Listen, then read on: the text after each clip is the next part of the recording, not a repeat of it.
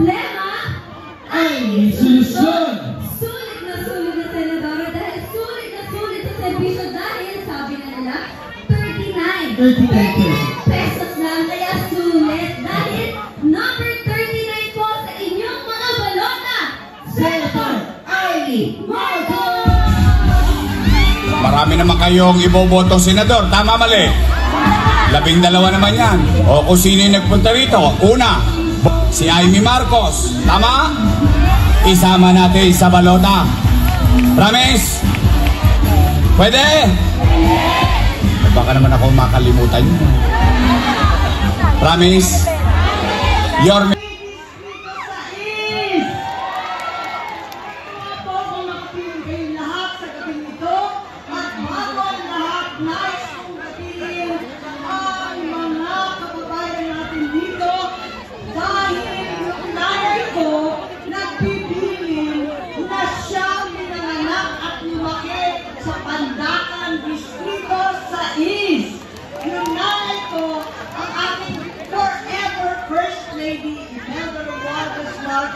kinukumusta po kayong lahat? Kumusta naman kayo? At siya ay 96 years old lamang.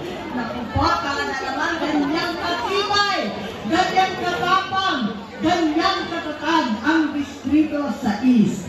Batiin natin ang ihanggahan natin, Mayor Isko Moreno, Vice Mayor Chi Atienza, ang ating Congressman Joey Uy, lahat ng ating mga konsehal, higit sa lahat ang aking classmate sa Kabataang Barangay. Naku, Lubeloso ha, buhay ka pa.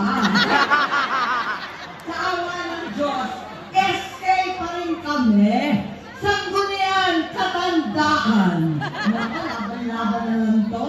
Pero tuwa po ako, makapiling kayo. Iba ang Maynila. Yung nanay ko nga ang sabi medikas na pamayanan dito. Naiiba komunidad kung saan talaga naman ang tapang, ang pakikisama, ang utang loob, lahat ng katangian ng Pilipino ay nakikita buhay na buhay pa rin.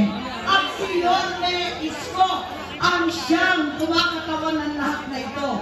Pagkat siya ay lumaban sa kahirapan at nagsumikap. Lumaban sa kamangmangan at nag-aral ng puspusan.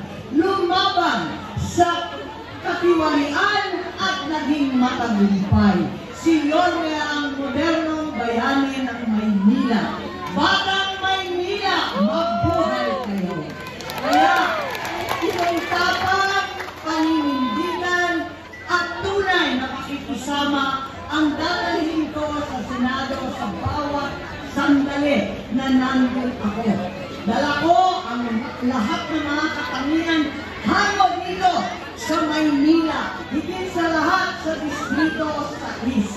Tuwang-tuwa po ako na makapiling kayo dahil walang pulino, alam natin ng lahat na nagkagulo at naghati-hati ang sambayanan noong nakaraang mga linggo sa pag-aresto ng Presidente Rodrigo Duterte. Inilunsad ko ang investigasyon sa Senado at nabiskuple na maraming irregularidad, maraming labag sa batas ang ginawa nila. Hindi na ako makasama sa alyansa ng administrasyon at inasahan ko na ako ay mga numpan ng mag-isa, bahay-bahay, tao-tao, kamay-kamay. Ngunit hinakap ako ng tropang Yorme's Choice. Maraming salamat sa Maynila, sa ating minamahal na Yorme. Pagkatalang ninyo, si Tatay Digong, si Mayor Isko, at pati ako nang galing sa pamunuan lokal. Mapindi ang antena sa pagdinig sa kalam ng sikmura kesa sa pagdagunan ng politika.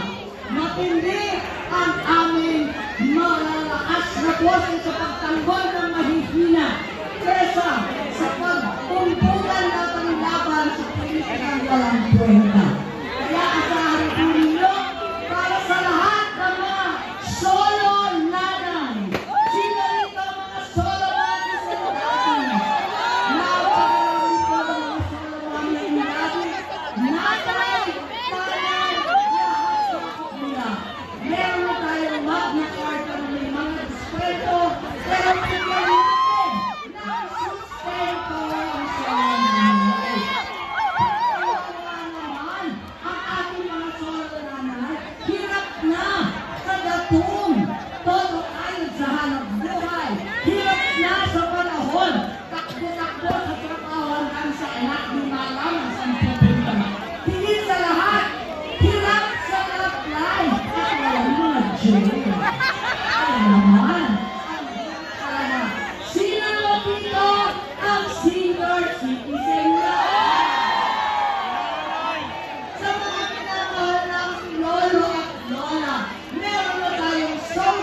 pension sa pinakamahihirap, 60 years old and above, para bumili ng gamot, bumili ng pagkain at lahat ng kinakailangan. Palamakin pa natin to para sa lahat ng senior, sa PWD, at higit sa lahat, yung mga solo mami natin. Ngayon, ang Expanded Centenarians Act, pinalawak ko na, hindi na lang yung 100 years old, pagkailan lang yun, kundi lahat ng nararapat na matanda, 80 years old, 85, 90, 95, tatanggap ng 10,000 pesos sa birthday nila.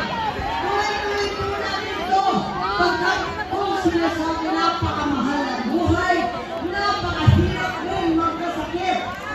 Magtatag tayo ng ating mga specialty hospital dito sa Maynila.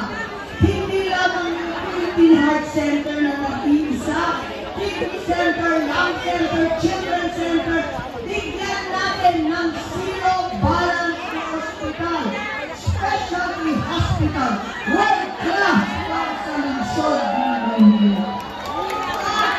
Kung talagang mahal mabuhay, masakit, magkasakit, lalong luho na mamatay.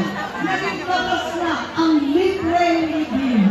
Kawawa naman ang ating mga kababayan. Umiiyak na, namatayan na, na mga problema pa kung paano babayaran ang living. Lahat ito ay deserve natin. Deserve natin ang serbisyo. Deserve natin ang payak at simple natin mga pangarap na magkaroon ng tahanan, magkaroon ng sapat na pagkain, magkaroon ng mga anak na nagtapos. Yan lang naman ang simple at payak na pangarap ng bawat Pilipino, ng bawat Manileño. Deserve po natin ang service sa Senado. Sulit Senador, 39 pesos only. Huwag niyo kalimutan, 39 po sa balota. Ano man ang problema ay may solusyon. Iboto